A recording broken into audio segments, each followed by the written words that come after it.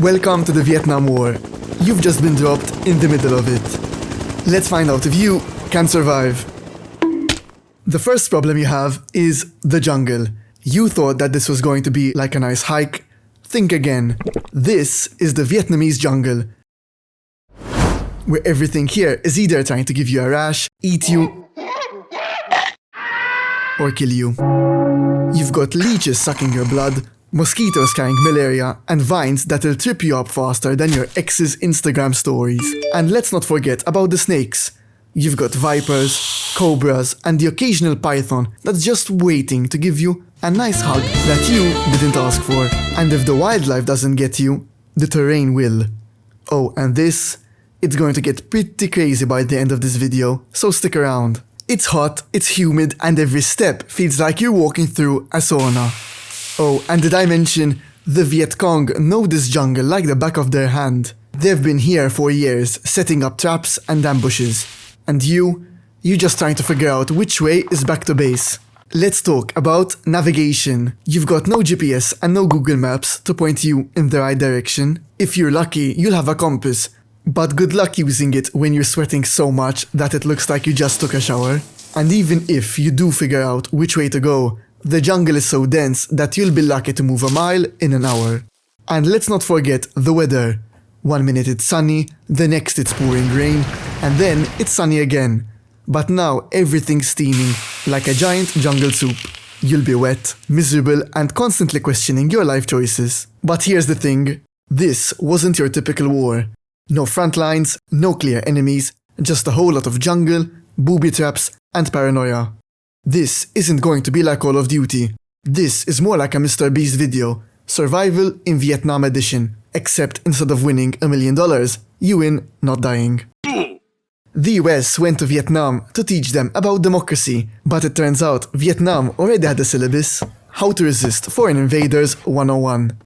The US got involved because, well, they really didn't like communism. The type of dislike you need to have to send 500,000 troops to a jungle on the other side of the world.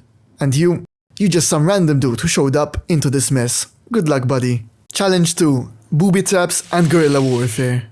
Speaking of traps, let's talk about the Viet Cong's favorite hobby, making your life a living nightmare. These guys were like the Home Alone masters of warfare, turning everyday objects into deadly devices. The Viet Cong are infamous for their punji sticks, camouflage-sharpened bamboo sticks hidden in pits, often coated with something nasty like feces or poison. Step on one of these bad boys and you're not just injured, you're infected with deadly diseases.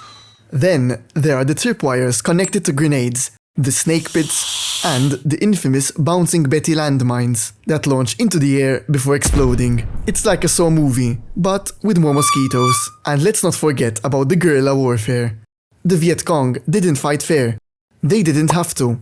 They'd hit you hard and fast, and then disappear into the jungle like ninjas. Now, let's talk about tunnels.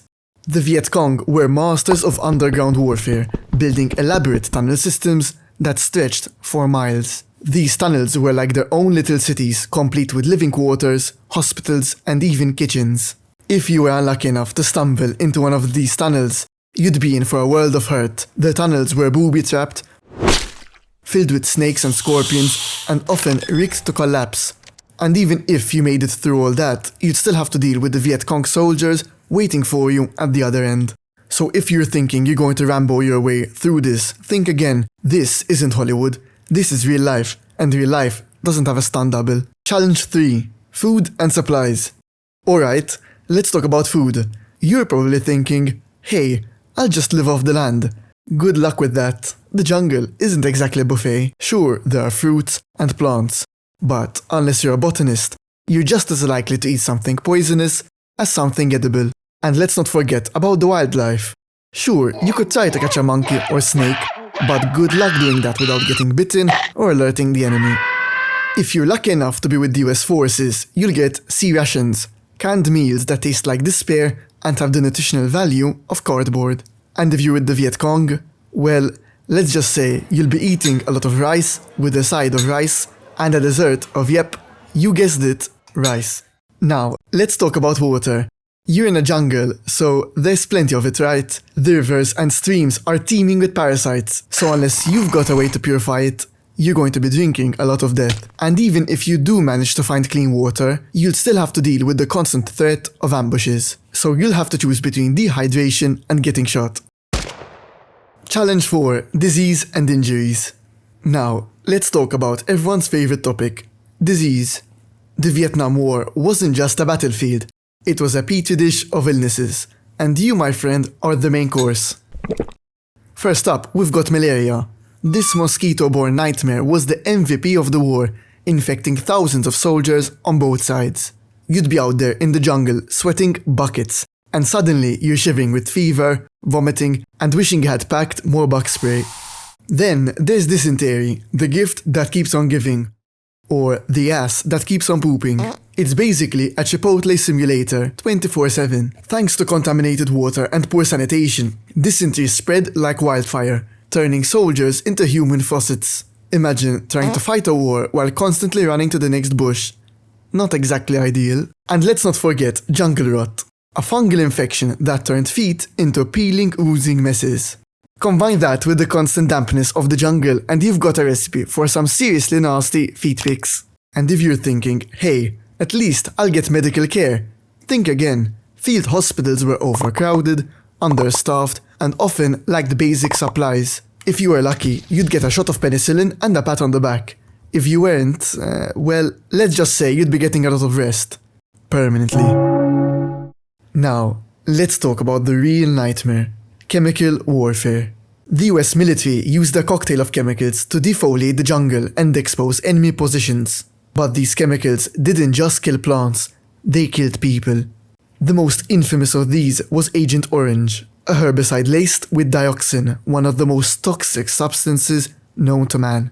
Soldiers exposed to Agent Orange didn't just suffer immediate effects like skin rashes and respiratory issues, they also faced long-term consequences like cancer, birth defects, and neurological disorders. And it wasn't just soldiers who suffered. The Vietnamese civilians were exposed to these chemicals too, leading to generations of health problems. Agent Orange wasn't the only chemical weapon in play.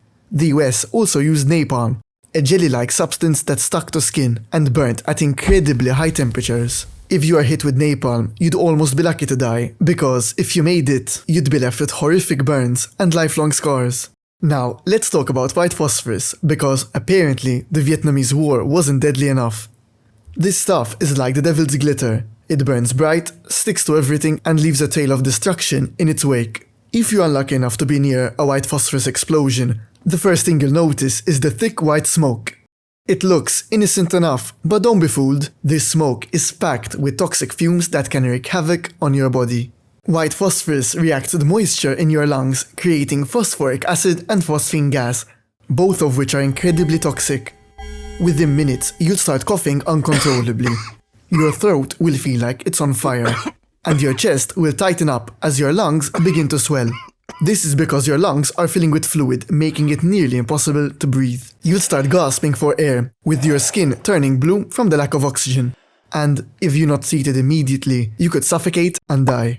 And if you somehow survive the initial exposure, you're not out of the woods yet. Long-term effects of inhaling white phosphorus fumes lead to an increased risk of lung cancer. Challenge 5. The mental strain. Now, let's talk about mental health. This wasn't just a physical war, it was a psychological one as well. The constant stress of combat, the fear of ambush, and the sheer brutality of the war took a heavy toll on the soldiers. You're constantly on edge, never knowing when the next attack will come. You're surrounded by death and destruction, and the jungle itself feels like it's out to get you. A staggering 15% of the soldiers in Vietnam had PTSD at some point in their lives, and honestly, it's a miracle anyone survived this war with their sanity intact. So if you're thinking you're going to tough it out, think again.